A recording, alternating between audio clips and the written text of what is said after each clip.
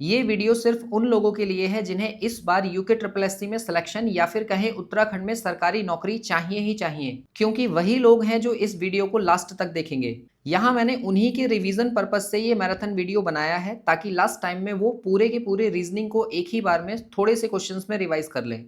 यहाँ मैंने UK triple SC exam में दिए गए लगभग सभी टॉपिक्स से रिलेटेड क्वेश्चंस को रखा है और हर टॉपिक को हम देखेंगे कि उसमें किस तरह के क्वेश्चंस पूछे जाते रहे हैं। क्योंकि ये एक रिवीजन वीडियो है इसलिए हम यहाँ पर क्वेश्चंस को फास्टली सॉल्व करेंगे। इसलिए अगर आप पहली बार रीजनिंग सीख रहे हो या पहली बार रीजनिंग की तैयारी करने के लिए इस वीडियो पर हो तो इस वीडियो को आप स्किप कर सकते हो। ऐसा मैं इसलिए कह रहा हूँ क्योंकि इससे पहले आपको सिलेबस कंप्लीट करना पड़ेगा। तो अगर आपका आने वाला कोई भी एग्जाम है और उसके लिए आप सिलेबस पढ़ना चाहते हो तो डिस्क्रिप्शन चेक कर लेना, वहां पर आपको प्लेलिस्ट मिल जाएगी जहां पर मैंने रीजनिंग के सभी टॉपिक्स कवर किए हुए हैं। फिलहाल बात करते हैं आपके सिलेबस में जो चैप्टर 1 है वो है अल्फाबेट टेस्ट, यानी कि यहाँ पर क्या होता है, यहाँ पर ABCD से रिलेटेड क्वेश्चंस आपसे पूछे जाते हैं। तो इस चैप्टर में आपको मेनली कौन कौन से पॉइंट्स याद रखने हैं। नंबर फर्स्ट, आपको याद होने चाहिए लेटर के प्लेस, मतलब जितनी भी ABCD है कौन सा लेटर कौन से प्लेस पर आता है ये आपको जरूर याद होना चाहिए। अगर वो याद है तो आप इन क्वेश्चंस को आसानी से बना पाएंगे, अदरवाइज आपको थोड़ी सी प्रॉब्लम होगी। क्वेश्चन नंबर फर्स्ट है, अंग्रेजी वर्णमाला में बाएं से 8वें अक्षर के दाएं चौथा अक्षर कौन सा होगा। तो यहाँ पर बाएं दिया है मतलब पहले लेफ्ट की बात हो रही है और फिर राइट की बात हो रही है। तो देखो यहाँ पर अगर लेफ्ट के साथ में राइट आ रहा है तो हम नंबर्स को प्लस करेंगे और हमारा आंसर लेफ्ट से आएगा, और अगर लेफ्ट के साथ में लेफ्ट आ रहा है तो हम दोनों को माइनस करेंगे और आंसर हमारा लेफ्ट से आएगा। ऐसे ही देखो अगर हम राइट की बात करें तो राइट के साथ में अगर लेफ्ट है तो हम नंबर्स को प्लस करेंगे और हमारा आंसर राइट से आएगा। और अगर हम ये कहें कि राइट के साथ में राइट है तो दोनों माइनस होंगे, आंसर फिर भी राइट का आएगा। अब यहाँ से देखो अगर आपको अल्फ़ाबेट सीरीज याद है तो राइट से जितने भी नंबर्स आएंगे उन्हें 27 से माइनस करके हम लेफ्ट में कन्वर्ट कर लेते हैं। ये क्या चीज़ है अभी आपको समझ में आएगी। जैसे देखो यहाँ पर दिया है लेफ्ट पहले, तो लेफ्ट से हमारा आंसर आएगा। अब लेफ्ट से कितना दिया है 8, तो 8 और प्लस, प्लस क्यों, क्योंकि ये देखो राइट आ रहा है और लेफ्ट के साथ में अगर राइट आता है तो हम प्लस करते हैं। तो फिर चौथा अक्षर, तो इसमें हमने 4 प्लस कर दिया। इसका मतलब हमारा जो आंसर आएगा वो लेफ्ट से आएगा, और लेफ्ट से कितना आएगा 8 और 4 12। और हमने अपनी सीरीज जो याद की हुई है वो लेफ्ट से ही याद की हुई है, और लेफ्ट से 12वें नंबर पर कौन सा लेटर होता है L। तो इसका मतलब इसका जो करेक्ट आंसर है वो बी ऑप्शन था। यहाँ पर मान लो ये आंसर हमारा राइट से होता, जैसे मान लो ये कहा जाता कि राइट से 8 दिया है और प्लस 4 दिया है, तो इसका मतलब होता कि राइट से 12। अब राइट से जो सीरीज है ना वो हमें याद नहीं है, तो याद नहीं है तो हम क्या काम करेंगे 27 में से 12 माइनस कर देंगे। तो यहाँ से मुझे कितना मिलेगा 15, और ये जो पोजीशन होगी ये लेफ्ट से होगी, और लेफ्ट से पोजीशन 15 पर कौन सा लेटर होता है O, तो फिर हमारा आंसर O होता। तो इसलिए ध्यान रखो कि अगर आपका आंसर लेफ्ट से आ रहा है तो सीरीज हमने याद की हुई है, और अगर राइट से आ रहा है तो क्योंकि हमें अल्फ़ाबेट सीरीज याद नहीं है रिवर्स ऑर्डर में, इसलिए हम क्या काम करेंगे उसे लेफ्ट से राइट में कन्वर्ट करेंगे, और उसे करने के लिए हम क्या करते हैं 27 से माइनस कर लेते हैं। तो इस तरह से अगर रैंकिंग का कोई भी क्वेश्चन आता है आपका जो अल्फ़ाबेट सीरीज से है तो आप उसे इस तरह से सॉल्व करें। ऐसे ही है देखो क्वेश्चन नंबर सेकंड, तो उसमें कहा है कि अंग्रेजी वर्णमाला में बाएं से 13वें अक्षर और दाएं से 7वें अक्षर के बीच कितने अक्षर हैं। तो देखो एक तरीका तो वही है कि आप ABCD लिख लो और उसमें लेफ्ट साइड से 13 वाले नंबर देखो और राइट साइड से 7वां देखो, उनके बीच में कितने हैं वो काउंट कर लो।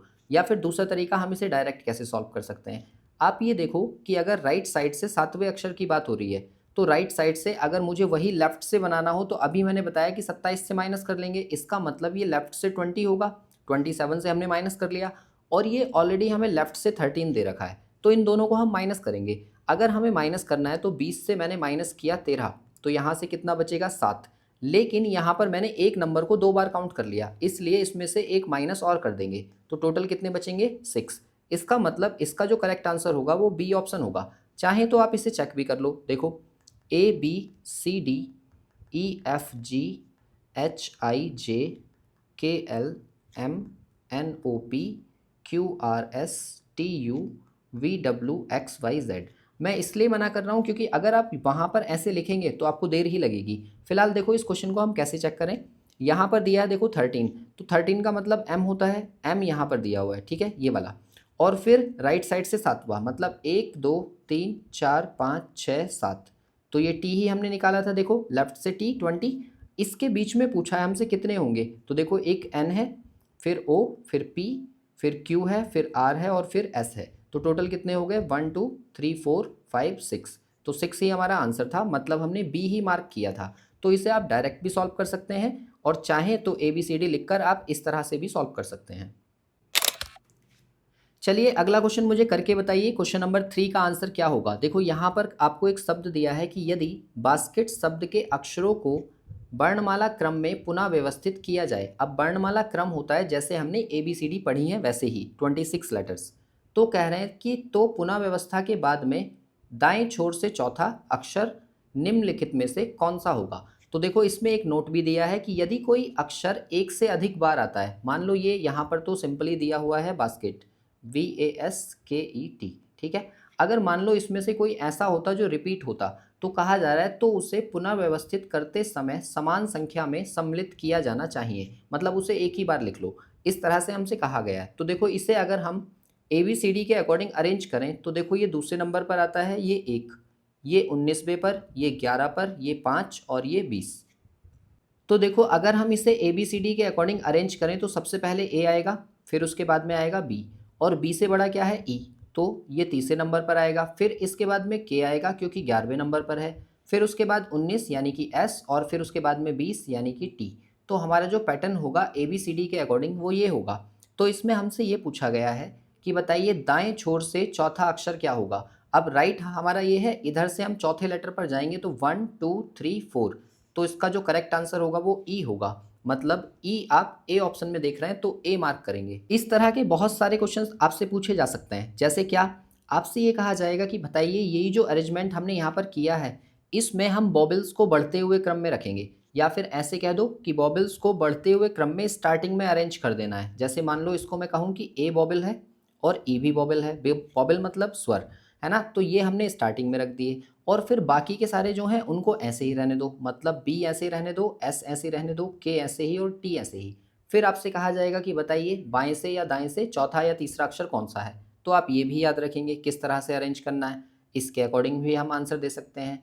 या फिर आपसे ये कहा जाएगा कि इनके अपोजिट लेटर्स लिख लीजिए। तो अपोजिट का मतलब क्या है, देखो जैसे B है तो B का अपोजिट क्या होगा, Y, है ना। ऐसे दो लेटर्स जिनके लेटर प्लेस का सम कितना हो 27, उन्हें अपोजिट लेटर्स कहते हैं। जैसे C का अपोजिट X होता है ना, D का अपोजिट W होता है, तो अपोजिट लेटर्स लिखे हैं तो इसलिए आपको अपोजिट लेटर्स भी याद होने चाहिए। तो A का अपोजिट क्या होता है, जैसे मान लो ये बास्केट है तो B का अपोजिट Y हो गया, फिर A का अपोजिट Z हो गया, फिर S का अपोजिट H हो गया, है ना।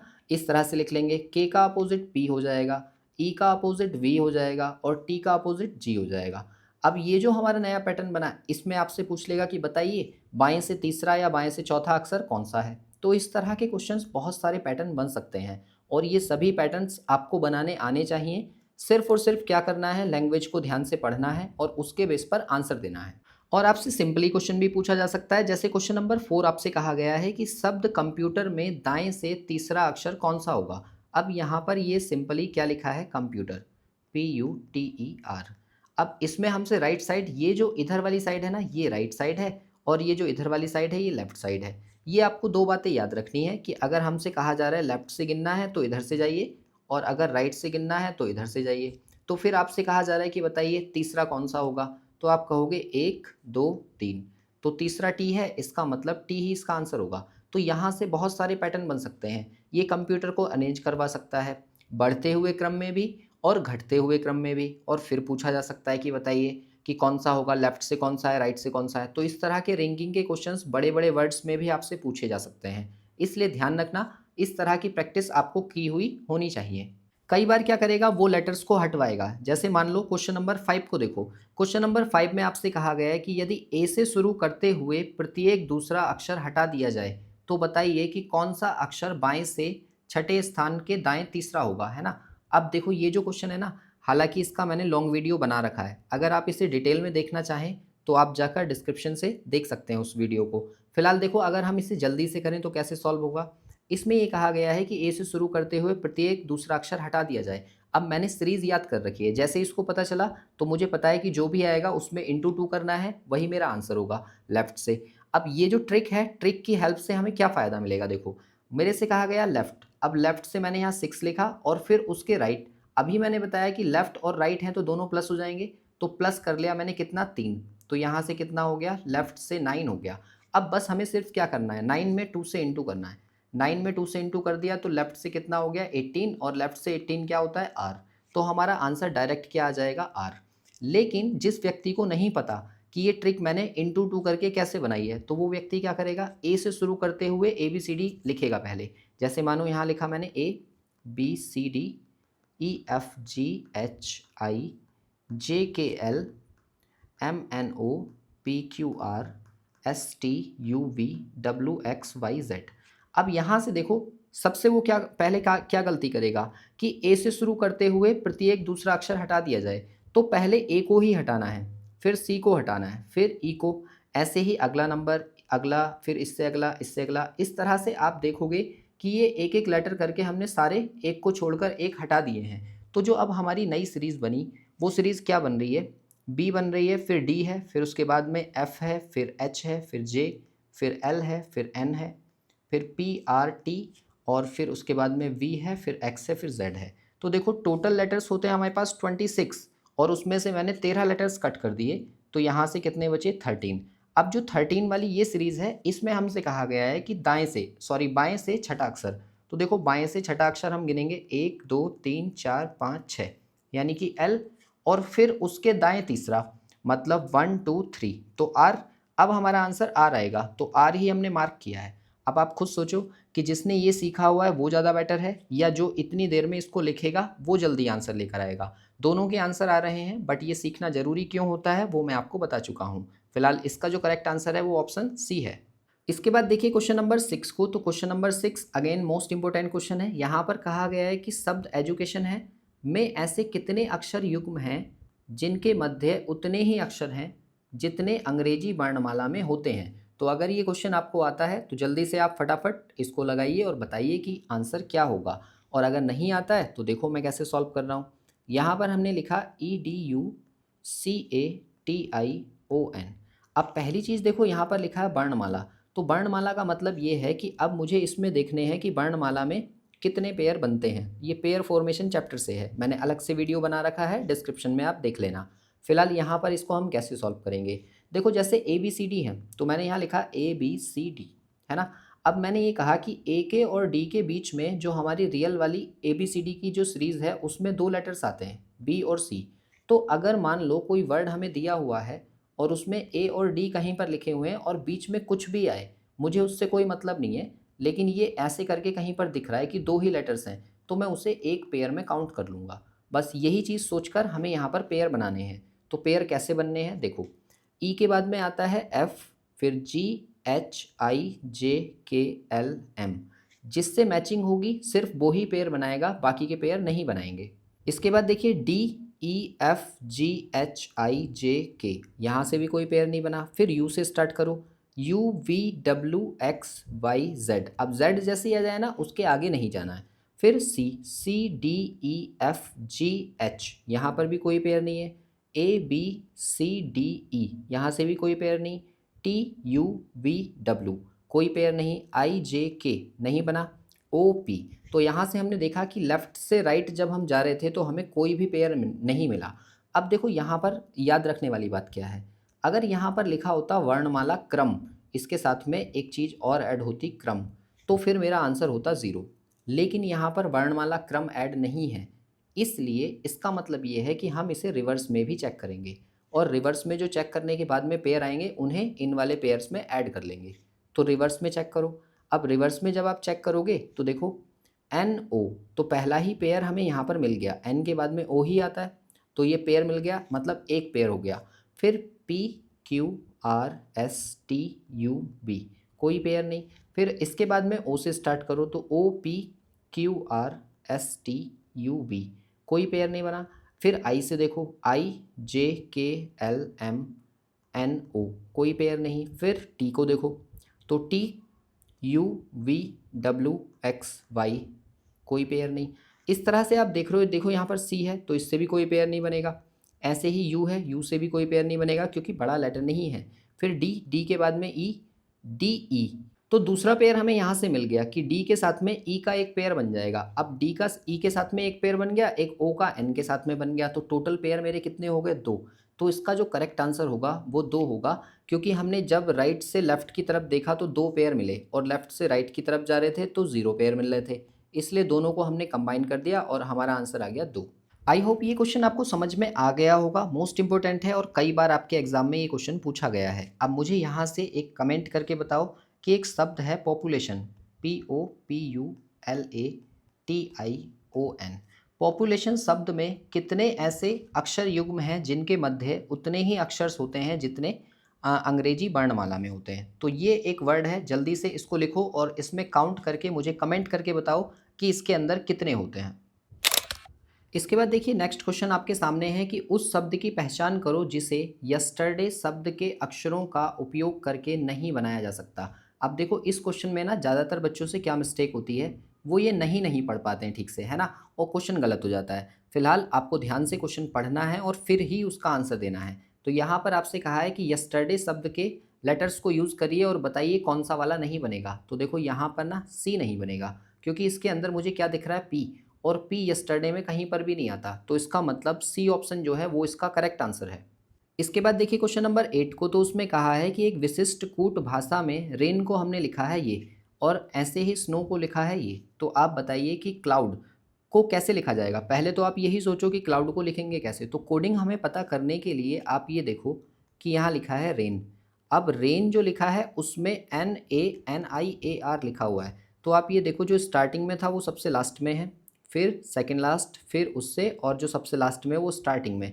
इसका मतलब ये है कि ये जो ऐसे लिखा हुआ है ना, इसको ऐसे ही रिवर्स में लिख दिया है। ऐसे ही जो ये लिखा हुआ है इसको हमने वापस रिवर्स में लिख दिया है। तो ऐसे ही आपको दिया हुआ है क्लाउड, CLOUD। अब क्लाउड को रिवर्स में लिखो तो क्या बनेगा, DUOLC। अब देखो यहाँ से आगे क्वेश्चन में कहा क्या गया है। नीचे लिखा है कि दिए गए कूट में, आगे कहा गया है कि लिखे जाने वाले कूट में दाईं ओर से दूसरा। अब देखो जो कूट हमने लिखा है वो ये है, तो इसमें राइट साइड कौन सी है हमारी, इधर से। तो राइट साइड से दूसरा मतलब क्या है, राइट साइड से दूसरा L है। और मूल शब्द, अब मूल शब्द कौन सा था, क्लाउड। तो मूल शब्द में बाईं ओर से तीसरा, अब बाईं ओर से तीसरा, पहला दूसरा तीसरा, तो यहाँ पर क्या है, O। तो ये O है। तो पूछ रहे हैं अक्षर क्रमशः कौन सा होगा, तो आप कहोगे L होगा और O होगा। और L और O हमें कौन से वाले ऑप्शन में दिख रहा है, ऑप्शन डी में। तो डी ही जो होगा ना वो इस क्वेश्चन का करेक्ट आंसर होगा, तो इसलिए हम डी मार्क करेंगे। इसके बाद देखिए क्वेश्चन नंबर 9 को, तो उसमें कहा है कि दिए गए विकल्पों में से उस विकल्प का चयन कीजिए जो एक शब्द आपको दिया है कि वर्णों को लेकर नहीं बनाया जा सकता। तो ये उसी के जैसा क्वेश्चन है जो अभी मैंने ऊपर आपको बताया था। तो बताइए कौन सा वाला आंसर होगा इसका। यहाँ पर ये देखो कि एक वर्ड दिया हुआ है हमें सैल्यूट, तो सैल्यूट जो है वो इससे नहीं बनेगा। अब क्यों नहीं बनेगा, ध्यान से देखो, क्योंकि मुझे ये जो वर्ड दे रखा है इसके अंदर कहीं पर भी मुझे ई नहीं दिख रहा है, और ई नहीं दिख रहा है जबकि मुझे सैल्यूट बनाने के लिए ई चाहिए। तो इसलिए जो हमारा करेक्ट आंसर होगा वो ऑप्शन सी होगा। अल्फ़ाबेट पर ही बेस्ड एक और क्वेश्चन होता है जो कि क्वेश्चन नंबर 10 है आपके सामने। देखो यहाँ पर आपको 2 मैट्रिक्स दिए जाते हैं और इन दोनों मैट्रिक्स के बेस पर इस क्वेश्चन को सॉल्व करना होता है। यहाँ पर क्या कहा जाता है कि एक शब्द केवल एक संख्या समूह द्वारा दर्शाया जाता है, और उसमें कहा है जैसा कि विकल्पों में किसी एक में दिया गया है। विकल्पों में से दिए गए संख्या समूह अक्षरों को 2 वर्गों द्वारा दर्शाए गए हैं, जिसमें नीचे दिए गए 2 आव्यूह में हैं। आव्यूह फर्स्ट जो है उसमें स्तंभ और पंक्ति संख्या 0 से लेकर 4 है। मतलब देखो यहाँ पर ये वाली पंक्ति है और ये वाले जो हैं ये कॉलम है। ऐसे ही इसमें ये पंक्ति है और ये कॉलम है, और ये कहा गया है कि इसमें 0 से लेकर 4 तक है और इसमें 5 से लेकर 9 तक है, जो कि आपको दिख रहा है।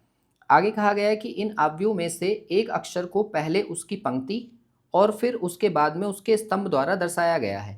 मतलब ऐसे मान के चलो कि अगर मुझे यू के पास जाना है तो यू को दिखाने के लिए मैं पहले पंक्ति में चलूँगा और फिर कॉलम में चलूँगा। तो पंक्ति नंबर है 5 और कॉलम नंबर है 9। तो इसका मतलब मैं ये बोल सकता हूँ कि यू को हमने 5 9 से कोड किया होगा। इसी तरीके से देखो एग्जाम्पल दिया भी है कि उदाहरण के लिए डी को 02 लिख रहे हैं। 02 का मतलब है 0 इधर से और 2 इधर से। तो देखो ये यहाँ पर इस वाले बॉक्स की बात हो रही है, ठीक है। फिर आगे कहा गया है कि द्वारा दर्शाया जा सकता है तथा आर को इससे दिखाया गया है। तो कहा गया है कि इसी तरह आपको दिए हुए एक शब्द आपको दिया है BEAR, तो इसके लिए इन चारों में से कौन सा कोड होगा ये आपको बताना होता है। तो समझो यहाँ पर ना आपको पूरे बियर के कोड तो लिखने नहीं है। क्यों नहीं लिखने हैं? क्योंकि देखो बी कितनी जगह है, बी यहाँ पर भी है, बी यहाँ पर भी है, बी यहाँ भी है ना, कई सारी जगह है। हर एक पंक्ति में और हर एक कॉलम में लगभग आपको बी दिख रहा है। तो इतने सारे कोड्स बनाने से अच्छा है कि इसे आप करो ऑप्शन एलिमिनेशन से। तो ऑप्शन एलिमिनेशन हम कैसे यूज़ करते हैं यहाँ पर देखो, जैसे मान लो यहाँ पर हम लास्ट से भी स्टार्ट कर सकते हैं, शुरू से भी स्टार्ट कर सकते हैं, आपकी मर्जी है। तो लास्ट में देखो यहाँ लिखा है आर, तो आर के लिए हमें ये देखना होगा कि क्या 67 पर आर है। तो आप ये देखो कि 6 यहाँ और 7 यहाँ पर, तो यहाँ देखो इस वाले बॉक्स में आर ही है, इसका मतलब इसके चांसेस तो हैं। फिर देखो 79 पर आर है क्या, तो 79 मतलब 7वीं पंक्ति और ये 9 यहाँ पर, तो यहाँ देखो इस वाले बॉक्स में भी आर दिख रहा है, तो इसके भी चांसेस हैं। फिर देखो 97 पर भी आर होना चाहिए, तो 9 यहाँ पर हुआ ये और 7 यहाँ पर हुआ, तो देखो यहाँ जो है ना मुझे यू दिख रहा है। इधर से हमने एक रो इधर खींची और यहाँ से यहाँ पर, तो जब जहाँ कट होगा उसी वाले बॉक्स की बात हो रही है, तो यू तो नहीं है, हमें तो आर चाहिए, इसका मतलब बी ऑप्शन एलिमिनेट हो गया। इस तरह से आप एक एक करके ऑप्शन एलिमिनेट करो। अब देखो 78 पर है क्या आर, तो 78, 7 इधर से 8 इधर से, तो देखो यहाँ भी यू लिखा हुआ है, तो इसका मतलब ऑप्शन ए भी एलिमिनेट हो गया। अब क्योंकि लास्ट के एक लेटर से हमने सिर्फ 2 ऑप्शन एलिमिनेट किए, तो अभी भी हमें आंसर तो लाना है। तो आप ये देखो कि 42 और यहाँ पर 23, तो आप ये देखो कि ए जो हमें दिया हुआ है, ए के लिए कौन सा कोड यूज़ किया जाएगा, मतलब 42 पर ए है या नहीं है। तो आप देखोगे कि 4 यहाँ से और 2 यहाँ से, तो इधर जब हम जाएंगे तो बी के पास पहुँच रहे हैं और बी हमें नहीं चाहिए, तो इसका मतलब सी ऑप्शन भी एलिमिनेट हो गया। तो अब आपके पास में एक ही ऑप्शन बचता है डी, और डी ही इसका करेक्ट आंसर होगा। तो जब कभी भी आपको ये इस तरह का क्वेश्चन दिखे जहाँ पर 2 ऑब्जेक्ट बने हुए होंगे, तो आप क्या काम करेंगे, ऑप्शन एलिमिनेशन यूज़ करेंगे, उससे ये क्वेश्चन जल्दी सॉल्व होगा। अल्फ़ाबेट पर ही बेस्ड एक क्वेश्चन आता है आपका डिक्शनरी का। अब देखो यहाँ पर डिक्शनरी कैसे यूज़ की जाती है। ये जितने सारे वर्ड्स आपको दिए हैं 1 2 3 4 5, इन्हें हमें डिक्शनरी के अकॉर्डिंग अरेंज करना होता है। तो जाहिर सी बात है डिक्शनरी में ABCD के बेस पर ही अरेंज होंगे। तो यहाँ पर भी हमें क्या करना होता है, ऑप्शन एलिमिनेशन यूज़ करना होता है। कैसे यूज़ करेंगे देखो, यहाँ 4 है, यहाँ पर 3, यहाँ 2 और यहाँ पर 4, मतलब जो स्टार्टिंग वाले हैं वो 4 है, 3 है, 2 है और 4 है, यही तो है। तो 4 2 बार लिखने की ज़रूरत नहीं है। आप ये देखो कि 4, 3 और 2, इन तीनों में से पहले कौन सा आएगा। तो 4 नंबर ये है, 3 नंबर ये है, 2 नंबर ये है। तो आप ये देखो कि यहाँ आर तक तो ये सेम है तीनों, ठीक है। अगर ये आर तक सेम है तो उससे जस्ट आगे आर है, आर का मतलब 18 होगा, और यहाँ पर एस है तो एस का मतलब 19 होगा, और यहाँ पर क्यू है, क्यू का मतलब 17 होगा। तो आप ये देखो कि इन तीनों में सबसे पहले कौन सा आएगा, तो आप कहोगे 4 नंबर वाला पहले आएगा। अगर 4 नंबर वाला पहले आएगा तो इन दोनों में से कोई सा एक हो सकता है। यहाँ से बी और सी दोनों ऑप्शन हमने एलिमिनेट कर दिए। तो इसके बेस पर अब आप देखो कि यहाँ पर 2 लिखा है और यहाँ पर लिखा है 3, तो इसके बाद हमें देखना होगा कि 2 में और 3 में पहले कौन सा आएगा। तो हमें पता है 18 नंबर वाला पहले आएगा, यानी कि सेकंड। तो सेकंड हमें दिख रहा है ऑप्शन ए में, तो ए ही इसका करेक्ट आंसर होगा। तो डी को भी हमने एलिमिनेट कर दिया। इस तरह से डिक्शनरी के क्वेश्चन में अगर आप ऑप्शन एलिमिनेशन यूज़ करते हैं तो सवाल जल्दी सॉल्व हो जाएगा। इसके बाद देखिए क्वेश्चन नंबर 13। तो 13 जो क्वेश्चन दिया है उसमें कहा गया है कि विषम विकल्प का चयन कीजिए। हालांकि ये क्लासिफिकेशन चैप्टर से है, जिसे मैंने आगे डिस्कस भी किया है, उसके क्वेश्चंस अलग से रखें। बट यहाँ पर ये क्यों लिखा है, क्योंकि ये ABCD पर बेस्ड है और हम अल्फ़ाबेट्स के बारे में ही पढ़ रहे हैं। तो अल्फ़ाबेट्स के बारे में हमने ये जाना है कि ABCD जितनी भी हैं उनसे रिलेटेड जितने क्वेश्चन होते हैं वो इसमें आ जाएंगे। तो देखो यहाँ पर करना क्या होता है, ये 4 ऑप्शंस दे रखे हैं जो कि ABCD टर्म्स में दिए हैं। तो आपको इन चारों में से एक डिफरेंट जो होगा वो सेपरेट करना होता है, और उसे करने के लिए मैंने आपको बताया है कि आपको लेटर के प्लेस ज़रूर याद होने चाहिए। अगर लेटर के प्लेस आपको याद होंगे ना, तो ये सवाल सॉल्व करने में आपको ज़्यादा आसानी होगी। कैसे सॉल्व करेंगे देखो, A1 होता है, C3 होगा, E5 होगा और G होगा 7, ठीक है। फिर इसको भी लिखो, ये 8 है, J 10 होता है, L 12 होता है और N होता है 14। फिर M जो है वो 13 होगा, N होगा 14, O होगा आपका 15 और L होगा आपका 12, ठीक है। ऐसे ही ये T दिया है तो ये 20 होगा। फिर V यानी कि 22, X जो है 24 होगा और Z जो है वो होगा 26। अब यहाँ पर सब में देखो कि क्या आपको पैटर्न देखने को मिल रहा है। आप देखोगे कि यहाँ पर अगले लेटर में जाने के लिए +2 हो रहा है, फिर उससे अगले में भी +2 और उससे अगले में भी +2। ऐसे ही देखो 8 और 2 10, यहाँ पर भी 2 प्लस हो रहा है, 10 से 12 हो रहा है तो +2 और 12 से 14 हो रहा है तो ये भी +2। ऐसे ही लास्ट वाले में देखो 20 से 22 हो रहा है तो +2, 22 से 24 हो रहा है तो +2 और 24 से 2 प्लस हो रहा है तो 26। लेकिन इसमें ऐसा नहीं हो रहा है, इसमें क्या हो रहा है देखो, 13 से 14 प्लस 1 हो रहा है, 14 से 15 प्लस 1 और फिर -3 हो रहा है। तो ये तो पैटर्न इन तीनों से डिफरेंट हो गया ना, तो इसलिए जो इसका करेक्ट आंसर है वो कौन सा है, सी ऑप्शन। ऐसा ही क्वेश्चन आपको एनालॉजी में भी देखने मिलेगा। इस चैप्टर को भी मैंने आगे डिस्कस किया, तो इसे करने के लिए भी आपको लेटर के प्लेस आने चाहिए। देखो क्यू जो होता है वो 17 पर होता है, ऐसे ही डी जो होगा वो 4 पर, एक्स होगा 24 पर और एम होगा 13 पर, ठीक है। और इसका संबंध बन रहा है एस 19 और एफ होगा 6, वाई होगा आपका 25 और एन होगा 14। तो पहले हम ये देखेंगे कि इनमें क्या रिलेशन बन रहा है। तो आप कहोगे कि ये 17 से 19 हो रहा है, इसका मतलब +2 हुआ होगा। और ये 4 से हो रहा है 6, तो यहाँ पर भी +2 हुआ होगा। 24 से हो रहा है 25, तो +1 हो रहा है। और 13 से हो रहा है 14, तो यहाँ पर भी +1 हो रहा है। इसका मतलब ये है कि स्टार्टिंग के जो 2 लेटर हैं उनमें +2 हो रहा है और लास्ट के जो 2 हैं उनमें +1 हो रहा है। तो आप इसी के बेस पर UIOZ का कोड बनाओ। तो U होता है आपके पास 21, ये 9 होगा, ये 15 और ये 26। अब आपको क्या करना है, पहले वाले में दोनों में 2 प्लस करना है। तो 2 प्लस करेंगे तो 23 आएगा और 23 पर W होता है। और देखो W वाला मेरे पास एक ही ऑप्शन है, डी ऑप्शन, तो डी ही इसका करेक्ट आंसर होगा।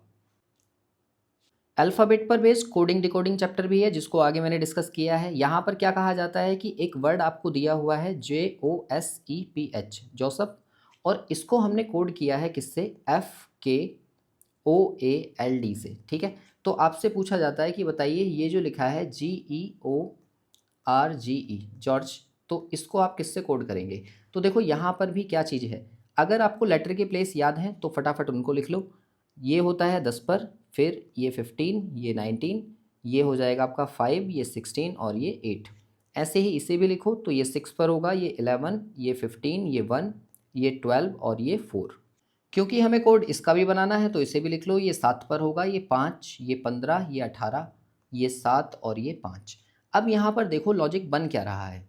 तो अगर मैं आमने सामने देखूं तो 10 से जो है 6 हो रहा है, इसका मतलब -4 होगा। और ये 15 से हो रहा है 11, तो यहाँ पर भी -4 है।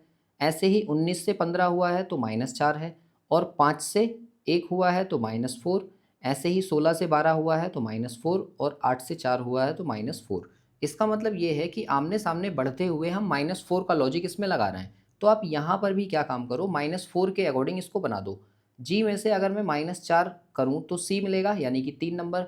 और सी से बनने वाले मेरे पास 3 ऑप्शन है, तो इससे अगला भी बनाना पड़ेगा। 5 में से अगर मैंने 4 माइनस किया तो 1 बचेगा, यानी कि ए। और ए वाले भी मेरे पास तीनों ऑप्शन है। फिर ओ है 15, 15 में से मैंने अगर 4 माइनस किया तो 11 बचेगा, यानी कि के। और ऐसे कितने ऑप्शन हैं, पहला वाला सिर्फ इससे हम एलिमिनेट कर पाए, ये तो पहले ही एलिमिनेट हो गया था। अभी भी ये दोनों बच रहे हैं ना। तो आप ये देखो कि हम डायरेक्ट भी सॉल्व कर सकते हैं कि टी सबसे लास्ट वाला है और सबसे लास्ट में मुझे ई दिख रहा है, तो ई में से अगर मैं 4 माइनस करूँगा तो जाहिर सी बात है ए आ जाएगा। और ए वाला ऑप्शन मेरे पास डी है, तो इसका मतलब ये है कि इस क्वेश्चन का जो सही आंसर होगा वो डी होगा। तो इस तरह से अल्फ़ाबेट पर बेस्ड जितने भी क्वेश्चंस होते हैं उनके लगभग सभी टाइप्स मैंने आपसे यहाँ पर डिस्कस किए हैं। दूसरा चैप्टर जो आयोग ने आपको दिया है उसका नाम है कूट लेखन या कूट वाचन, या फिर हम इसको कहेंगे कोडिंग डिकोडिंग। अब देखो इसमें एक कोडिंग डिकोडिंग के क्वेश्चन तो अभी मैं ऊपर सॉल्व कर रहा था, उससे अलग भी कोडिंग होगी। जैसे पहली थी लेटर से लेटर पर, दूसरी कोडिंग होती है हमारी लेटर से नंबर्स पर। जैसे यहाँ पर क्वेश्चन नंबर 16 को देखो और बताओ मुझे इसका आंसर क्या होगा। यहाँ पर दिया है INDUS और इसके लिए हमने कोड लिखा है 03865। और ऐसे ही एक और चीज़ दिया है आपको TENNIS और उसके लिए कोड लिखा है 243305। तो आपसे पूछा किसका है, स्टूडेंट का, STUDENT, स्टूडेंट का कोड आपसे पूछा है। तो देखो यहाँ पर हमें क्या करना है, यहाँ पर हमें देखना है कि क्या इसके अंदर जितने भी लेटर्स यूज़ हो रहे हैं STUDENT, वो बाकी सारे के सारे इसके अंदर हमें दिख रहे हैं क्या, इसमें और इसमें। तो हम कहेंगे हाँ, तो इसलिए ये तो कॉमन कोडिंग से सॉल्व हो जाएगा। मतलब S को 5 लिखा जा रहा था तो इस S के लिए मैंने 5 लिख दिया। T को 2 लिखा जा रहा है तो 2 लिख दिया। U दिया है तो U भी हमारे पास है, उसको 6 लिख रहे हैं तो 6 लिख दिया। ऐसे ही D है तो D को हम 8 लिख रहे हैं तो 8 लिख दिया। ऐसे ही E है तो E के लिए हमने यूज़ किया है 4 तो 4 लिख दिया। N दिया हुआ है, N के लिए 3 यूज़ किया है और T दिया है 20, उसके लिए 2 यूज़ किया है। तो इस तरह का कोड हमें कौन सा दिख रहा है, जिसमें 526 84 32, 526 84 32 ऑप्शन सी में दिख रहा है, तो सी ही इसका करेक्ट आंसर होगा। तो इस टाइप का जो क्वेश्चन होता है उसे कॉमन कोडिंग से हम सॉल्व कर देते हैं। इसी तरह से देखो क्वेश्चन नंबर 17, तो ये भी हमारा कॉमन कोडिंग से सॉल्व होने वाला है। देखो यहाँ पर क्या दिया जाता है, कुछ वर्ड्स दिए जाते हैं और उन्हीं से वर्ड्स को ही कोड किया जाता है। तो फिर हम इसको कैसे सॉल्व करते हैं, पहले और दूसरे वाले में सबसे पहले देखो क्या चीज़ कॉमन है। तो आप कहोगे इधर साइड में मुझे एस ई कॉमन दिख रहा है। अगर यहाँ पर एस ई कॉमन है तो इधर साइड भी कुछ कॉमन होगा, इसका मतलब दैट यहाँ पर दिख रहा है। तो दैट जो है वो किसके लिए यूज़ किया होगा, एस ई के लिए। तो हमने लिख लिया एस ई के लिए, हमें पता है दैट का कोड है, ठीक है। फिर इसके बाद में देखो अब यहाँ से और तो कुछ कॉमन दिख नहीं रहा, तो फिर हम चेक करेंगे पहले और तीसरे में कुछ कॉमन है क्या। तो फर्स्ट और थर्ड में अगर हम देखें तो यहाँ पर एल ई ली कॉमन दिख रहा है ना। तो अगर एल ई कॉमन दिख रहा है, यहाँ से मैं इसको येलो कर दे रहा हूँ, एल ई अगर हमें कॉमन दिख रहा है तो इधर साइड में भी कुछ ऐसा ही कॉमन होगा जो पहले और तीसरे में कॉमन होगा। तो यहाँ से हमें दिखा इज़ यहाँ पर भी है और इज़ यहाँ पर भी है, तो इसका मतलब इज़ के लिए हमने यूज़ किया होगा एल ई, ठीक है। फिर इसके बाद में यहाँ से हमारा कोड तो मिला नहीं, क्योंकि हमें किसके बारे में निकालना था, ओके का निकालना था। तो आप ये देखो पहली बात तो यहीं से हमें इतना कुछ मिल गया कि बी ओ जो है वो ओके के लिए हो जाएगा। तो हम यहाँ से आंसर मार्क कर सकते हैं कि डी जो ऑप्शन है वो हमारा करेक्ट होगा। बट फिर भी अगर यहाँ से आपका आंसर नहीं आता तो फिर हम चेक करते दूसरे और तीसरे में कुछ कॉमन है क्या। तो इस क्वेश्चन को करने का सही तरीका क्या है, आप कॉमन कोडिंग लगाइए, जितने भी कोड्स आपको दिए हुए हैं उसके अकॉर्डिंग आप ये करो कि पहले वाले के साथ में पहले दूसरे के कॉमन देखो कितने टर्म्स हैं, फिर पहले के साथ तीसरे वाले के कॉमन टर्म्स देखो। अगर यहाँ से आपको मिल जाते हैं तो ठीक है, नहीं तो फिर दूसरे वाले के और तीसरे वाले के कॉमन देखो। यहाँ से लगभग सभी के कोड्स आपको मिल जाएंगे। इसके बाद देखिए क्वेश्चन नंबर 18, उसमें कहा है कि यदि आसमान को काला कहा जाए और काले को जल कहा जाए, जल को कहा जाए हरा और हरे को कहा जाए बादल, बादल को कहा जाए नीला और नीले को ज़मीन कहा जाए और ज़मीन को लाल कहा जाए, तो बताइए मछलियाँ कहाँ पर रहेंगी। मछलियाँ रहती हैं जल में, और जल को हम क्या कह रहे हैं, जल के बारे में कहा है कि जल को हरा कहा जाए, तो इसका मतलब हरे में रहेंगी। तो मछलियों का जो घर है वो क्या है, हरा है, इसलिए बी ऑप्शन जो है वो इसका करेक्ट आंसर होगा। इस क्वेश्चन पर स्टार लगा लेना, ऐसा क्वेश्चन आपके पेपर में पूछा जाता है और अक्सर गलत हो जाता है। कोडिंग डिकोडिंग में जो अगले टाइप का क्वेश्चन होता है वो है 19। इसमें कहा गया है कि यदि किसी कूट भाषा में डीप को 60 लिखा जाता है और रैबिट को 100 लिखा जाता है, तो बताइए उसी कूट भाषा में हेयर को क्या लिखेंगे। तो देखो ये क्वेश्चन आपको करना आता होगा, मैं इसमें आपको तरीका बताता हूँ कि किस तरह से सॉल्व करते हैं, और अगर आपको आता है तो जल्दी से इसका आंसर मार्क कर लो। देखो यहाँ पर दिया है डीप, DEEP। तो सबसे पहला काम जो होता है ना हमारा, इधर देखना होता है कि बड़े नंबर्स लिखे हैं या छोटे नंबर्स लिखे हैं। जैसे यहाँ पर मैं ये भी बोल सकता था कि डीप का कोड क्या है 2, और ऐसे ही यहाँ पर बोल देता कि रैबिट का कोड क्या है 2, और फिर आपसे पूछता कि हेयर का कोड क्या होगा वो बताओ। तो देखो यहाँ पर ये जो छोटे छोटे टर्म्स मैंने लिखे हैं, जैसे 2 लिखा है, तो 2 क्यों लिखा है, क्योंकि इसके अंदर 2 बॉबल्स हैं, ठीक है, और यहाँ पर भी 2 बॉबल्स हैं, तो ऐसे ही इसमें भी 2 बॉबल्स होंगे, तो इसका आंसर भी क्या हो जाएगा 2। बट ऐसे केसेस कब सोचने हैं आपको, जब यहाँ पर छोटे नंबर्स लिखे हों। अगर यहाँ पर बड़े नंबर्स हैं, जैसे 60 लिखा है और ये 100 लिखा है, तो फिर आप क्या करेंगे। तो पहला तरीका होता है कि आप लेटर के प्लेस लिखकर देखो कि उसमें कुछ पैटर्न बनना है क्या। जैसे D4 होता है, ये 5 और ये 16। तो पहला तरीका ये होता है कि आप इन्हें ऐड कर लो। तो जैसे ही आप इनको ऐड करोगे तो ये कितना आएगा, 16 और 4 20 और 10 30, यानी कि 30 आ गया। और 30 में अगर मैं 2 का इंटू करूँ तो कितना आएगा, 60। मतलब यही कोड मुझे मिल गया। अब इसी पैटर्न को इस पर भी लगा कर देखो कि अगर मैं ये कहूँ कि ये रैबिट लिखा है, ठीक है, रैबिट में आर होता है आपका 18 पर, तो यहाँ से 18 लिख लिया, ये 1 ये 2 ये 9 हो गया और ये 20 हो गया। और इन सबको हम प्लस कर लें, तो प्लस करने के बाद देखो कितना आएगा, 18 और 2 20 और 20 40 और 10 कितने हो जाएंगे, 50, यानी कि 50। और 50 का 2 से इंटू कर दें तो कितना आ जाएगा यहाँ से 100। और आपको पता है देखो रैबिट का कोड आपको 100 ही दिया है। तो यही सोचकर हमने क्या किया कि अगर हम हेयर का कोड लिखें तो क्या आ जाएगा। तो H होता है हमारा 8 पर, A 1 हो गया, ये 9 हो गया और ये हो गया आपका 18। इन सबको आप प्लस कर लो, तो प्लस करने के बाद में कितना आएगा, 9 9 18 और 18 36 36, और 36 में मैं 2 से इंटू कर दूं तो ये कितना आ गया, 72। मतलब इस क्वेश्चन का जो करेक्ट आंसर है वो ऑप्शन ए है, ठीक है। अगर बाई चांस आपका कोड यहाँ से नहीं आता तो फिर आप क्या करते। देखो हमने यहाँ पर देखा कि अगर छोटे नंबर्स थे तो इंटू 2 से करके देख लो, इंटू 3 से करके देख लो, ये सारी चीज़ें हैं, मतलब लेटर के प्लेस लिखकर।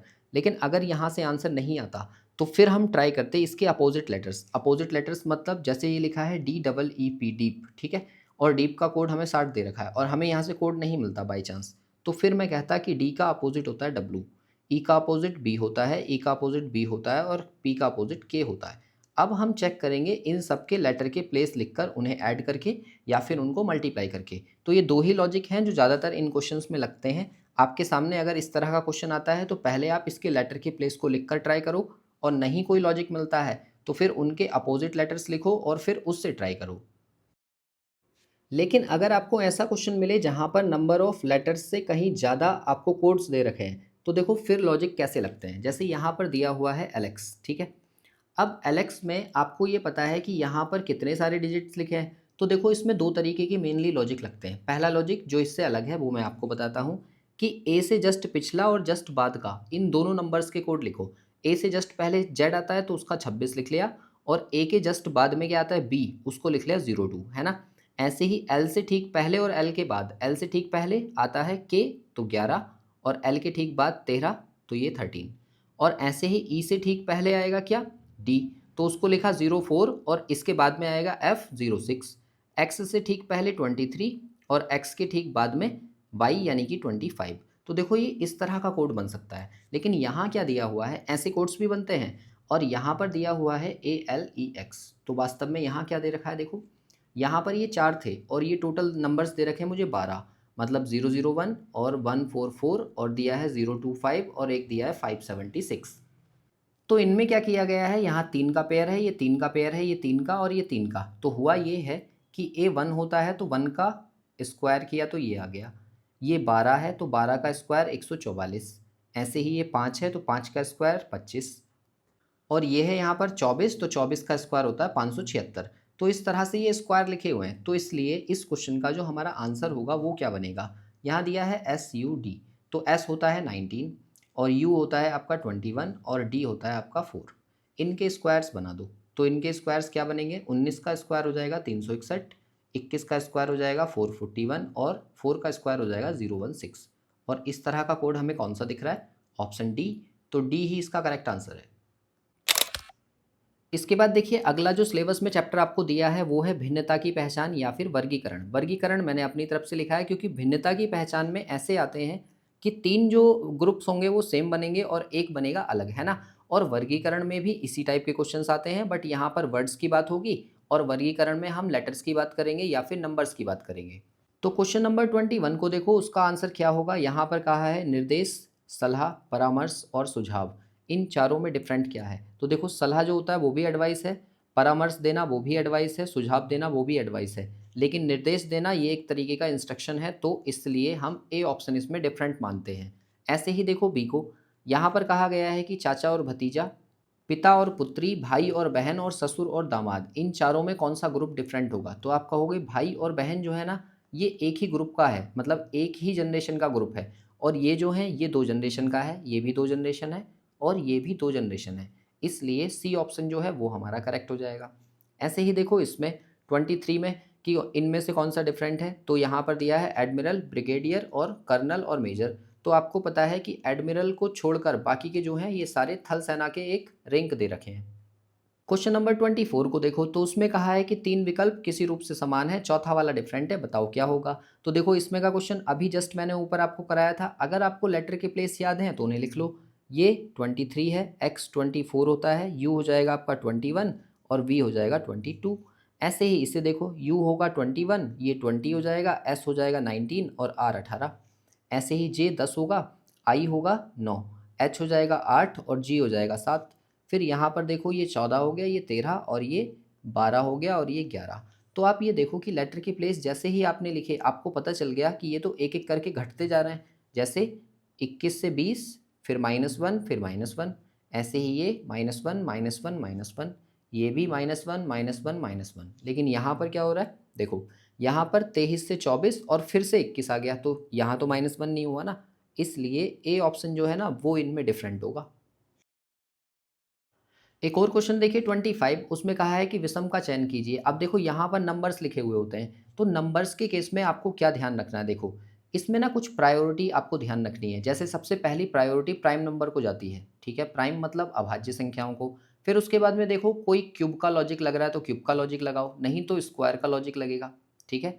स्क्वायर भी नहीं है, क्यूब भी नहीं है, प्राइम भी नहीं है, तो हो सकता है कि कुछ मल्टीप्लाई हो रहा होगा और उसमें प्लस या माइनस हो रहा होगा, इस तरह का पैटर्न लगेगा।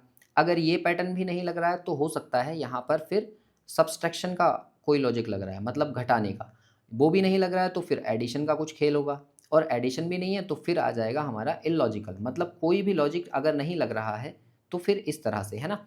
तो ये जो पैटर्न है, ये पैटर्न आपको याद रखना है, उसी के तरीके से आपको सोचना है। जैसे एग्जाम्पल के लिए मैं आपको बताऊं, यहाँ पर अगर हमने सोचा कि ये 95 कैसे आया होगा, तो आपके माइंड में आएगा कि ये जो है ना 19 के टेबल में आता है, 19 पंजे 95, ऐसे ही 19 के टेबल में ये 6 बार आएगा, और ये 19 अट्ठे 152, लेकिन ये 19 का मल्टीपल नहीं है, और अगर नहीं है तो यही वाला जो है डिफरेंट हो जाएगा।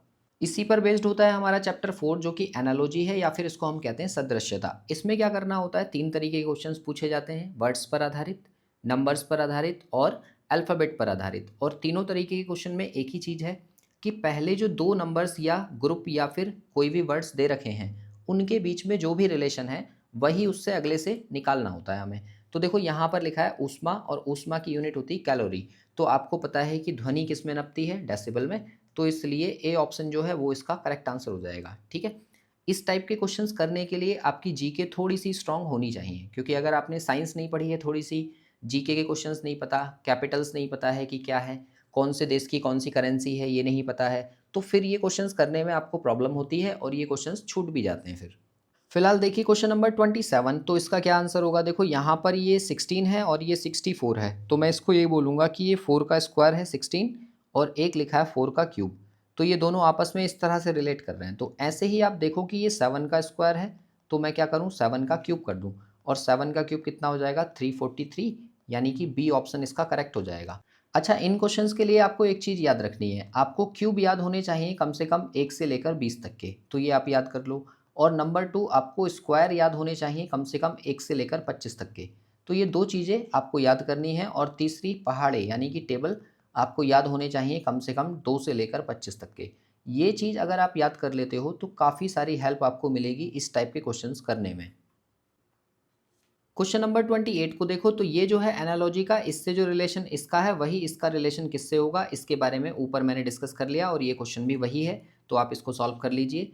क्वेश्चन नंबर 29 को देखो, इसमें कहा है कि पुस्तक का संबंध अगर कागज़ से है तो बताओ रोटी का संबंध किससे होगा। तो देखो, पुस्तक बनाने के लिए जो हमारा रॉ मटेरियल है वो कागज़ है, ऐसे ही रोटी को बनाने के लिए जो हमारा रॉ मटेरियल है वो क्या है, आटा, तो इसलिए ए ऑप्शन जो है वो इसका करेक्ट आंसर होगा।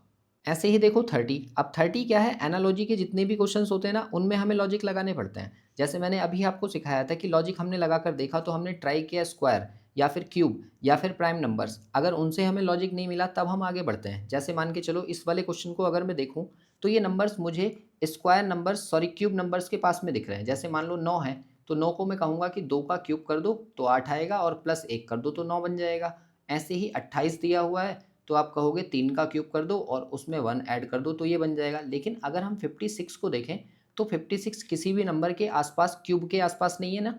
अगर नहीं है तो फिर इस केस में आप इस क्वेश्चन को कैसे सॉल्व करोगे, तब हमें क्यूब का लॉजिक छोड़ना पड़ेगा, और छोड़ने के बाद में आगे बढ़ेंगे। और आगे बढ़ेंगे तो कैसा लॉजिक लगेगा, जैसे देखो 9 की गुणा 3 में करें, 9 तिया 27 और 1 28, ऐसे आ गया। तो हम ये कहेंगे कि 56 की गुणा करो 3 में और उसमें 1 जोड़ दो, तो 6 तिया 18 और 1 19, यानी कि 169 आएगा। तो ये आपका आंसर करेक्ट हो जाएगा। तो इस तरह से आपको लॉजिक्स ढूंढने पड़ेंगे। इसके बाद देखिए क्वेश्चन नंबर 31, जो कि हमें सीरीज चैप्टर से दिया हुआ है, और अगला चैप्टर आपका सीरीज ही है। अब देखो यहाँ पर ना बहुत सारी सीरीज आपको देखने मिलेंगी। प्राइम नंबर की सीरीज होंगी, कुछ कुछ हाफ पैटर्न पर चलने वाली सीरीज होंगी, कुछ ऐसी होंगी जिसमें कुछ नंबर ऐड हो रहे होंगे या फिर कुछ नंबर घट रहे होंगे। तो सीरीज को देखकर आपको पहचानना पड़ेगा कि इसमें क्या लॉजिक हो रहा होगा। तो देखो जैसे पहला वाला क्वेश्चन है, उस क्वेश्चन में अगर आपको पता चले कि पहला नंबर और दूसरे नंबर में जो दूसरा नंबर है वो पहले का जस्ट आधे के आसपास है, और तीसरा वाला दूसरे वाले के बराबर के आसपास है, तो समझ जाओ हाफ से इंटू हुआ होगा। तो ये जैसे यहाँ पर 70 दिया है, तो 70 की इंटू अगर मैंने हाफ से की तो मुझे कितना मिलेगा, 35, और 35 में मैंने 5 ऐड कर दिया तो मुझे 40 मिल गया। फिर उसके बाद में देखो, अगर मैं ये कहूँ कि 40 में मैंने 1 से इंटू किया और फिर उसमें 10 ऐड कर दिया तो मुझे 50 मिल गया। तो लॉजिक भी पता चल गया कि पहले हाफ से इंटू हो रही थी, फिर 1 से हुई, तो अब किससे होगी, 1.5 से होगी, यानी कि 50 की इंटू मैं करूँगा 3/2 से, और फिर उसमें 15 ऐड करूँगा तो मुझे यहाँ से मिलेगा 90। कैसे? देखो ये 25, 25 दिया 75, 75 और 15 90, ठीक है। अब 90 में हम इंटू किससे करेंगे? यहाँ पर हमने 3/2 से इंटू कर दिया था, तो अगर मैं 2 से इंटू करता हूँ तो 180 आएगा और प्लस उसमें 20 कर देंगे तो मुझे मिल जाएगा 200। अब 200 के बाद में अगला कोड हमें निकालना है, तो 200 में मैं इंटू करूँगा 5/2 से और प्लस करेंगे हम उसमें 25। तो आप ये देखो कि ये 100, 500 और 525, तो इस क्वेश्चन का जो करेक्ट आंसर है वो 525 है। बहुत सारे बच्चे इसको देखते ही ना नीचे डिफरेंस में खोलना स्टार्ट कर देते हैं। आप ऐसा ना करें, पहले लॉजिक ढूंढें। अगर लॉजिक नहीं मिलता है तो फाइनली आप डिफरेंस में खोलकर ट्राई करिए। दूसरा देखिए क्वेश्चन नंबर 32। तो 32 में देखो यहाँ पर आपको सीरीज दे रखी है। अब इसकी पहचान मैं आपको बताता हूँ। यहाँ पर देखो 10.5 दिख रहा है। 0.5 तभी आएगा, 0.5 या 0.25 या फिर 0.75 इस टाइप के नंबर्स तभी आएंगे जब अपॉन में फ्रैक्शनल वैल्यू जाए, जैसे ये दे रखे हैं ना, इनटू में कोई फ्रैक्शनल वैल्यू हो। तो ये सोचकर मैंने यहाँ पर ट्राई क्या किया, 7 में इंटू करो 1 तो 7 आएगा। फिर 7 में ऐसे कौन से नंबर का इंटू करें कि 10.5 आ जाए, तो आप कहो 3/2 का इंटू करो आप, है ना। 7 या 21 और 21 का आधा कितना होता है 10.5, तो हमें मिल गया। अब हमने यहाँ क्या किया था, पहले 1 से इंटू किया है, अब 1.5 से किया है, तो अगली बार में किससे करेंगे, 2 से इंटू करेंगे। तो आप कहो 10.5 में 2 से इंटू करेंगे तो 21 आएगा। अब 21 से अगला नंबर बनाना है तो 5/2 से इंटू करो, तो 21 पंजे 105 और उसे कर दो आप आधा 2 से। तो 2 से जब इसको काटेंगे तो 2 पंजे 10, 2 दूनी 4 और 0.5, यानी कि ये बी ऑप्शन जो होगा ना वो इसका करेक्ट आंसर है। 33 में बताइए क्या आंसर होगा। देखो यहाँ पर 3 दिया है, यहाँ 12 दिया है और ये 27 है, तो क्या लॉजिक इसमें हो सकता है। यहाँ पर लॉजिक है आपका 3 इंटू 1 का स्क्वायर, क्या होगा 3, और फिर आप इंटू करो 3 इंटू 2 का स्क्वायर, तो 2 2 जा 4, 4 3 जा 12। ऐसे ही फिर करो आप 3 इंटू 3 का स्क्वायर, 3 तिया 9, 9 तिया 27, ठीक है। ऐसे ही फिर आप करो 3 इंटू 4 का स्क्वायर, तो आपको मिलेगा 4 चौक 16 और 16 तिया 48, ठीक है। तो 48 हो जाएगा ये। फिर इसके बाद में आप 3 की इंटू करो 5 के स्क्वायर से, तो 25, 25 तिया 75, 75। फिर आप 3 की इंटू करो 6 के स्क्वायर से, तो आपको 108 मिलेगा। तो अब हमें आंसर लाने के लिए 7 के स्क्वायर से इंटू करना पड़ेगा, मतलब 3 इंटू 49 और 9 तिया 27, 7 मुझे दिख रहा है 147, यानी कि 147 ही इसका आंसर होगा। दूसरे नंबर पर आपकी सीरीज आती है जैसे कि 34 में दी है। यहाँ पर आपको अल्फ़ाबेट्स दिखेंगे और अल्फ़ाबेट में आपको ये देखना होता है कि इनके लेटर के प्लेस क्या होंगे। तो देखो 18 पर आएगा आर, ये 15 पर आएगा, फिर ये 12, फिर ये 9, फिर ये 6। तो आपको देखकर पता लग जाएगा कि यहाँ -3 हुआ है, फिर इससे आगे भी -3, फिर से -3 और फिर से -3, तो आगे भी -3 होगा, यानी कि सी जो होगा वो इसका करेक्ट आंसर होगा, क्योंकि 6 से हम 3 माइनस करेंगे तो हमें 3 मिलेगा और तीसरे नंबर पर सी होता है। क्वेश्चन नंबर 35 को देखो तो इसमें क्या पैटर्न है। यहाँ पर लिखा है ZB/A और यहाँ लिखा है XDWC और VFUE। अब देखो इसमें अगला पैटर्न ढूंढने के लिए आप ये देखो कि पहला जो लेटर है वो हमेशा कैपिटल रह रहा है लास्ट तक। तो Z होता है आपका 26, 26 से मैंने 24 किया तो -2 हुआ होगा, और 24 से 22 किया तो फिर से -2 हुआ होगा। अब 22 से 2 माइनस करेंगे तो T आएगा, मतलब T से स्टार्ट होगा और वो भी कैपिटल T। और उसके जैसे मुझे कितने ऑप्शन दिख रहे हैं, तीनों ऑप्शन ऐसे ही हैं, तो इसका मतलब एक तो एलिमिनेट हुआ एटलीस्ट, है ना।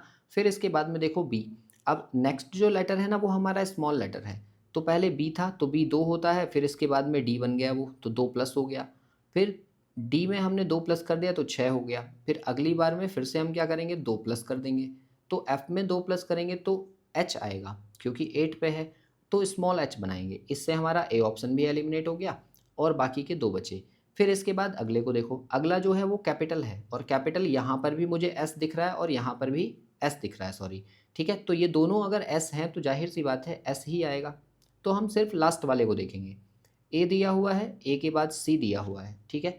ए हमारा यहाँ पर है ए, फिर ये सी दिया हुआ है तो 1 था ये, फिर ये 3 है, फिर ई दिया है तो ये 5 है, तो अगला क्या होगा 7, 7 मतलब जी, तो इसलिए स्मॉल जी आ जाएगा। और ऐसा मुझे कौन से ऑप्शन में दिख रहा है, बी में, तो बी ही इसका करेक्ट आंसर है। कई बार आपको सीरीज दिखेगी इस तरह की, जैसे कि 36 में आपको दी है कि यहाँ पर कुछ गैप्स दिए हुए होंगे और उसके बेस पर आपको करना होता है। अब देखो इस क्वेश्चन को ना सॉल्व करने के लिए आपको क्या पैटर्न ढूंढने होते हैं। आप यहाँ पर टोटल नंबर ऑफ लेटर्स गिन लो, 1 2 3 4 5 6 7 8 9 10 11 12। अगर 12 है तो उसे 3-3 के या 4-4 के ग्रुप्स में तोड़ो। अगर 15 है तो उसे 3 के ग्रुप में या 5 के ग्रुप में तोड़ो। ऐसे ही अगर आपको 16 दिख रहा है तो उसे 4-4 के ग्रुप्स में डिवाइड कर दो। 20 दिख रहा है तो 20 को भी आप या तो 4 के ग्रुप्स में तोड़ो या 5 के ग्रुप्स में। क्या मतलब है इस बात का? यहाँ पर हम तीन, जैसे हमें यहाँ दिखा कि ये 12 हैं तो मैंने 3-3 के ग्रुप्स बना दिए। तो 3 के बाद में लाइन, फिर 3 के बाद लाइन, फिर 3 के बाद लाइन, इस तरह से इसको डिवाइड कर लो।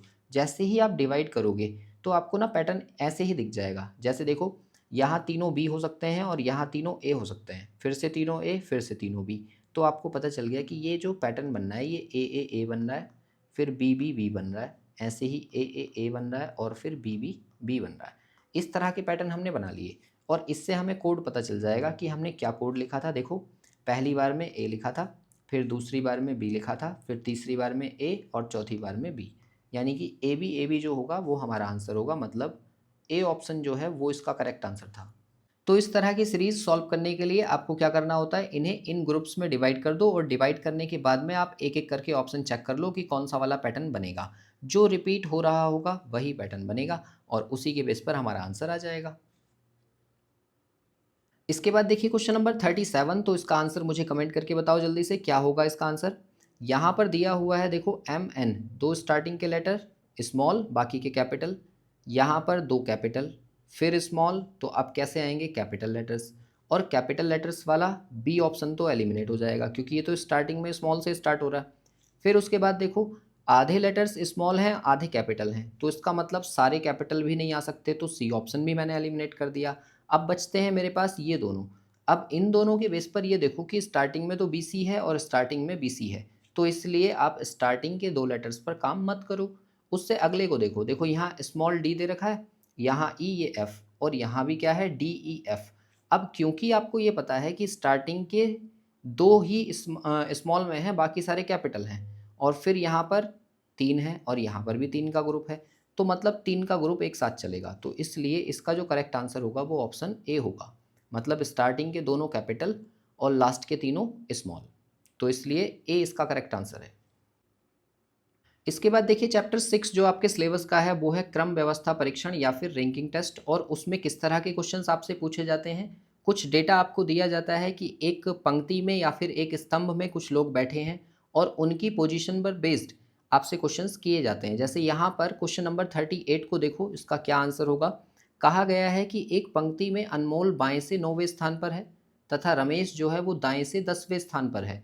तो पूछा है यदि वे अपना स्थान परस्पर बदल लेते हैं तो आपको बताना है कि अनमोल अगर 15वें स्थान पर आ जाता है तो पंक्ति में कुल कितने लड़के होंगे। तो देखो इस क्वेश्चन को मैंने आपको सिखाया है कैसे इसको सॉल्व करते हैं। एक व्यक्ति की दो पोजीशन दी जाएंगी और दूसरे व्यक्ति की एक सिंगल पोजीशन, तो जिसकी दो पोजीशन दी हैं उसकी दूसरी वाली यानी कि 15, और प्लस जिसकी एक है वो 10, और दोनों में से -1, तो ये हो जाएगा आपका 25 - 1 यानी कि 24। इस पंक्ति में टोटल कितने होंगे, 24 व्यक्ति होंगे, मतलब ए ऑप्शन जो है ना वो इसका करेक्ट आंसर है। नेक्स्ट है क्वेश्चन नंबर 39। उसमें कहा है कि किसी पंक्ति में राहुल बाएं से 25वें स्थान पर है तथा समीर जो है वो दाएं से 19वें स्थान पर है। यदि उनके बीच में 5 व्यक्ति हों तो पंक्ति में अधिक से अधिक कितने व्यक्ति होंगे। देखो जब कभी आपसे कहा जाए ना अधिक से अधिक तो कौन सी कंडीशन बनती है, ये वाली, और अगर कहा जाता है कम से कम तो फिर हम बनाते हैं ओवरलैप वाली कंडीशन, जो इस तरीके से एक के ऊपर एक ओवरलैप करती है। ठीक है, फिलहाल हमसे कहा गया है कि अधिक से अधिक, तो हम कौन सा वाला डायग्राम बनाएंगे, इस तरीके से। मतलब लेफ्ट साइड से 25वें स्थान पर कौन है, राहुल, और फिर राइट साइड से 19वें स्थान पर कौन है, समीर। अब देखो जब कहा जाए ना कि 5 व्यक्ति बीच में है तो प्लेस रखेंगे हम 6, क्योंकि एक ज़्यादा रखा जाएगा यहाँ पर। ठीक है, तो टोटल 6 प्लेस पर बैठेंगे। तो पूछा है अधिक से अधिक कितने होंगे, तो टोटल हम यहाँ से निकाल सकते हैं ये 25 और प्लस ये वाले 6 और प्लस ये 19 और लास्ट में हम करेंगे -1, तो टोटल कितना आ जाएगा यहाँ से 25 और 6 31, और 31 में हम 19 प्लस करेंगे, 31 + 19 यहाँ से आ जाएगा ये 50 और -1, तो ये हो जाएगा 49, और 49 हमें कौन से ऑप्शन में दिया है, सी में, तो सी जो है वो इसका करेक्ट आंसर है। अब अगर आप में से कोई व्यक्ति ये कहे कि भाई ये -1 जब आपको करना ही था तो यहाँ पर +1 करके क्यों रखा है, मतलब 5 में 6 हमने +1 किया था ना। तो ऐसा हम इसलिए करते हैं, अगर बाई चांस आपसे ये कहा जाता कि समीर जो है वो दाएं से 19वें स्थान पर है, तो इस पंक्ति में बताइए समीर का बाईं ओर से स्थान क्या होगा। तो फिर हम यहाँ से क्या काम करेंगे, इस वाले पॉइंट से यहाँ तक का ये 25 और फिर यहाँ से आगे ये 6, ये दोनों प्लस करेंगे। तो 25 और +6 कितना आएगा, 31।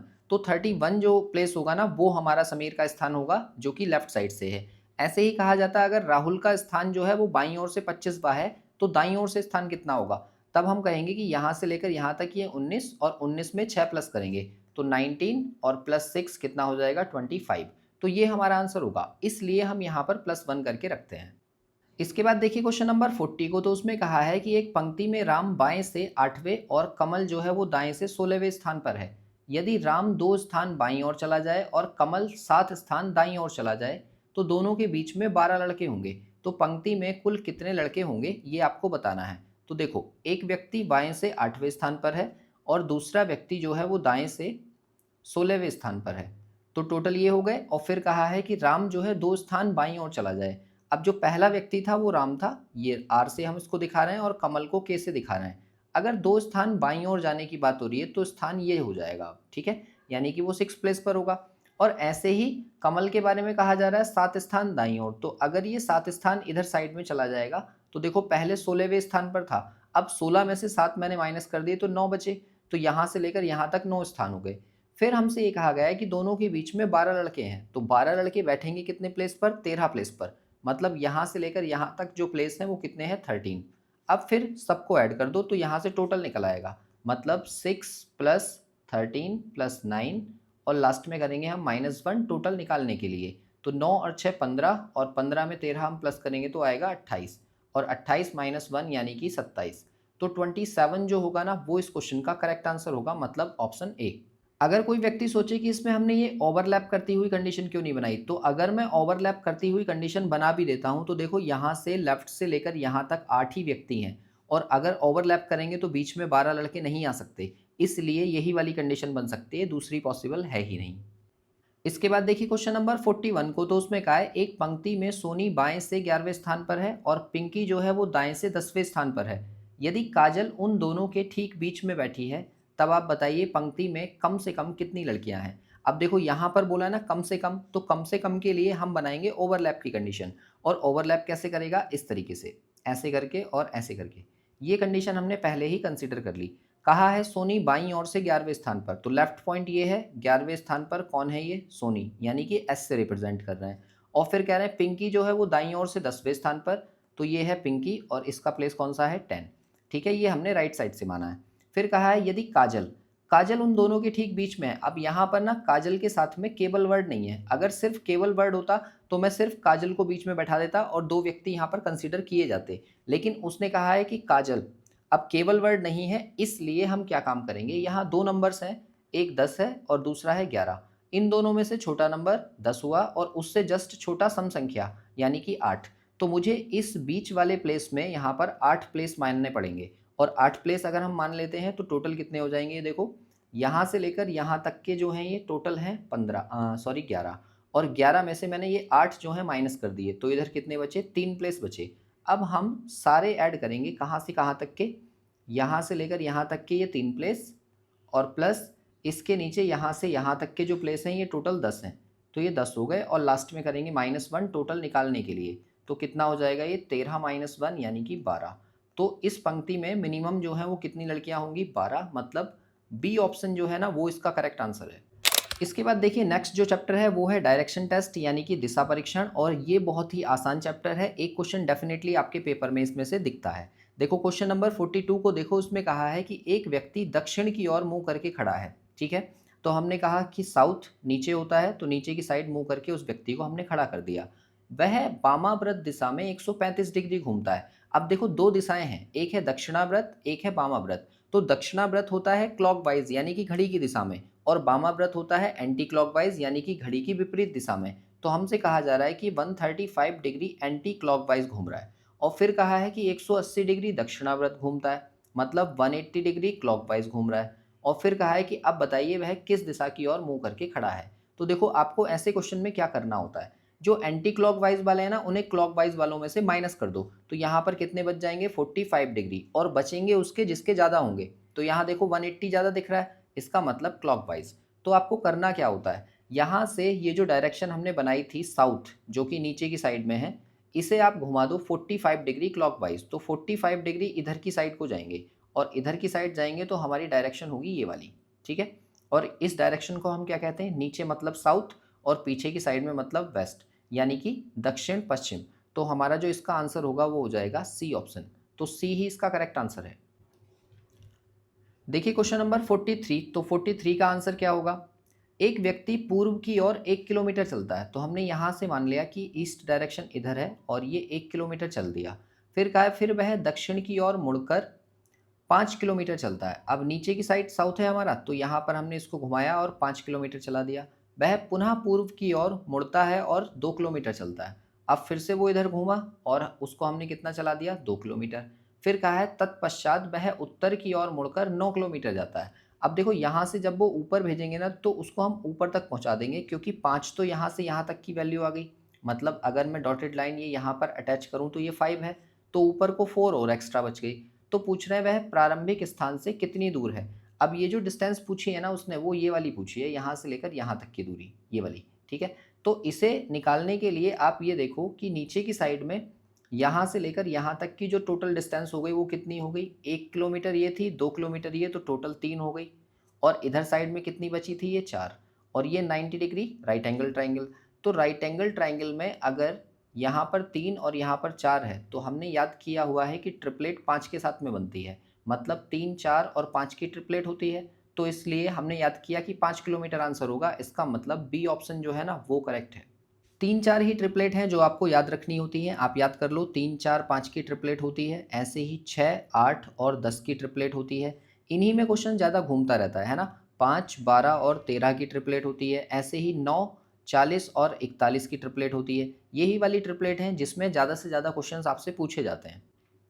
क्वेश्चन नंबर 44 को देखो, तो उसमें कहा है कि गौरव जो है 20 मीटर उत्तर की ओर चलता है। फिर कह रहे हैं बाएं मुड़ता है और 40 मीटर चलता है, फिर बाएं मुड़ता है और 20 मीटर चलता है, पुनः वह दाहिने ओर मुड़कर 20 मीटर चलता है। तो पूछ रहे हैं अब वह अपने प्रारंभिक स्थान से कितनी दूर है। तो इसको हम बना लेते हैं। गौरव को हमने उत्तर की दिशा में चलाया, तो देखो उत्तर की डायरेक्शन कौन सी है, ऊपर की साइड। मतलब यहाँ पर वो सबसे पहले चल गया कितने मीटर, 20 मीटर। फिर कहा जा रहा है कि वह बाएं मुड़ता है और 40 मीटर चलता है। अब उसको बाएं मोड़ेंगे ना तो इधर साइड में आएगा वो, ठीक है। और उसको कितनी डिस्टेंस चलनी है, यहाँ से 40 चलने के बाद में फिर वह बाएं मुड़ता है और 20 मीटर चलता है। अब यहाँ से बाएं मुड़ेगा तो इधर नीचे की साइड में आएगा और इस पॉइंट के ठीक सामने आ जाएगा, क्योंकि 20 मीटर ही चला है। फिर कह रहे हैं पुनः वह दाहिनी ओर मुड़ता है और 20 मीटर चलता है। अब इसका जो दाहिना होगा ना वो इधर साइड में होगा, तो इधर साइड में मुड़ता है और कितना चल रहा है वो 20 मीटर। फिर कहा जा रहा है अब वह अपने प्रारंभिक स्थान से कितनी दूर है। तो हमें जो डिस्टेंस चाहिए वो डिस्टेंस ये वाली भी चाहिए, है ना, क्योंकि हम यहाँ पर शॉर्टेस्ट डिस्टेंस लेंगे। तो यहाँ से लेकर यहाँ तक की अगर ये पूरी डिस्टेंस मुझे निकालनी हो, तो आप ये देखो 40 ये और 20 ये, तो दोनों को हम प्लस कर देंगे, मतलब 20 और प्लस 40 टोटल कितना हो जाएगा, 60 मीटर्स। मतलब डी ऑप्शन जो है ना वो इसका करेक्ट आंसर था। इसके बाद देखिए क्वेश्चन नंबर 45 को, तो उसमें कहा गया है कि एक खुले मैदान में ए और बी एक बिंदु पर खड़े हैं। तो देखो कहीं पर मैंने एक पॉइंट बना लिया, सपोज ये वाला पॉइंट है, यहाँ पर दोनों व्यक्ति खड़े हैं, ठीक है। कहा जा रहा है ए का मुंह जो है वो उत्तर दिशा की तरफ है और बी का जो मुंह है वो दक्षिण दिशा की तरफ है। मतलब एक व्यक्ति इधर की साइड मुंह करके खड़ा है और दूसरा व्यक्ति इधर की साइड मुंह करके खड़ा है, ये ए है और ये बी है, ठीक है। यहाँ तक हमें इतना पता चल गया। फिर आगे कहा है कि ए अपने दाहिनी तरफ 8 किलोमीटर दूरी तय करता है। अब देखो ए जो पॉइंट है ना, यहाँ से ए जो जाएगा वो इधर की साइड में जाएगा और कितना जाएगा, ये 8 किलोमीटर जाएगा। तो हमने कहा ये 8 किलोमीटर की डिस्टेंस हमने बना दी। फिर कहा है कि और बी अपने बाईं तरफ 2 किलोमीटर चलता है। अब देखो बी का जो बायां होगा ना वो इधर ही साइड ही होगा जिधर साइड में ये गया है, ठीक है। तो इसने भी यहाँ से यहाँ तक की डिस्टेंस चली और वो कितनी चली, 2 किलोमीटर चली, है ना। तो बाकी की उधर 6 बच गए। फिलहाल आगे देखो, तब ए जो है वो दक्षिण की ओर चलना शुरू करता है। अब ए ने जो है ना अपना ट्रैक इधर साइड में घुमा दिया कि ये अब इधर साइड में जा रहा है, ठीक है, और चलते जा रहा है आगे। फिर आगे कहा गया है कि बी जो है वो 45 डिग्री दक्षिणाव्रत मुड़ता है और चलना शुरू करता है। तो देखो दक्षिणाव्रत का मतलब है घड़ी की दिशा में, बी खड़ा था यहाँ पर इस वाले पॉइंट पर, तो यहाँ से इसने अपना टर्न चेंज कर दिया 45 डिग्री क्लॉकवाइज। तो इसका जो ट्रैक रहेगा अब वो कौन सा रहेगा, ये वाला। तो मतलब ये जब इस ट्रैक पर आगे जाएगा तो आगे कहीं ना कहीं इस पॉइंट पर जाकर मिलेगा। फिर कहा है कुछ समय पश्चात वे दोनों बिंदु पी पर मिलते हैं। तो ये जो पी पॉइंट है हमने यहाँ पर बना लिया कि ये इस वाले पॉइंट पर मीट कर रहे हैं। फिर आगे कहा है बिंदु पी प्रारंभिक बिंदु से कितनी दूर है। अब देखो आपको जो डिस्टेंस निकालनी है वो ये ग्रीन वाली डिस्टेंस निकालनी है, यहाँ से लेकर यहाँ तक की जो डिस्टेंस है ये वाली, ठीक है। अब इस वाली डिस्टेंस को फाइंड करने के लिए हमें थोड़ा सा सोचना पड़ेगा, इसीलिए ये जो सवाल है ना ये मोस्ट इंपॉर्टेंट हो गया आपके लिए। ध्यान से समझो क्या चीज़। अगर मैं ये कहूँ कि ये पूरी डिस्टेंस यहाँ से लेकर यहाँ तक की 8 थी, तो इसमें से ये 2 माइनस कर दें तो इधर साइड में कितनी बची होगी, 6। अब जैसे ही हमने 6 इसको बचाया तो देखो यहाँ से आपको एक चीज़ याद रखनी पड़ेगी। अगर कोई राइट एंगल ट्राइंगल है और उसमें एक तो 90 डिग्री होगा ही, जब भी हम लेफ्ट टर्न लेंगे और राइट टर्न लेंगे तो 90 डिग्री का एंगल ही घूमेंगे। और फिर साथ में कह दिया जाए कि एक एंगल उसका 45 डिग्री है, तो इसका मतलब ये हो जाता है कि अपने आप से ही तीसरा एंगल 45 डिग्री होगा, क्योंकि त्रिभुज के तीनों कोणों का योग 180 होता है। इससे हमें ये पता चला कि ये वाली जो भुजा है ना वो इसके बराबर हो जाएगी, क्योंकि ये समद्विबाहु त्रिभुज बन गया। इसलिए हमें यहाँ से ये पता चलेगा कि ये वाली जो डिस्टेंस यहाँ से यहाँ तक 6 थी, तो इधर साइड में भी 6 किलोमीटर ही होगी। अब यहाँ से आ जाओ, हम पूरे वाले फिगर में चले जाते हैं, यहाँ से लेकर यहाँ तक के, कि ये भी 6 है और इधर जो थी ये टोटल डिस्टेंस 8 है। तो आपको मैंने अभी बताया कि 6, 8 और 10 की ट्रिपलेट होती है। इसका मतलब तीसरी साइड कितनी होगी इसकी, 10 किलोमीटर। मतलब सी ऑप्शन जो है ना वो इस क्वेश्चन का करेक्ट आंसर है। मैं सोच रहा था कि इसी वीडियो में आपको सारे चैप्टर्स समझा दूं, लेकिन रीजनिंग बहुत सारी है, क्योंकि वर्बल रीजनिंग में आपके लगभग 30 चैप्टर्स दे रखे हैं और वीडियो का लेंथ जो है ऑलरेडी बहुत लंबा हो चुका है। इसलिए हम यहाँ पर 45 ही क्वेश्चंस रखते हैं। आपको ऐसा एक और वीडियो चाहिए तो आप नीचे कमेंट कर दो पार्ट 2, मैं एक और वीडियो ऐसा ही आपके लिए बना दूंगा। बाकी अगर इन 45 क्वेश्चंस में आपका कोई भी डाउट है तो आप नीचे कमेंट कर सकते हैं। मिलते हैं नेक्स्ट वीडियो में।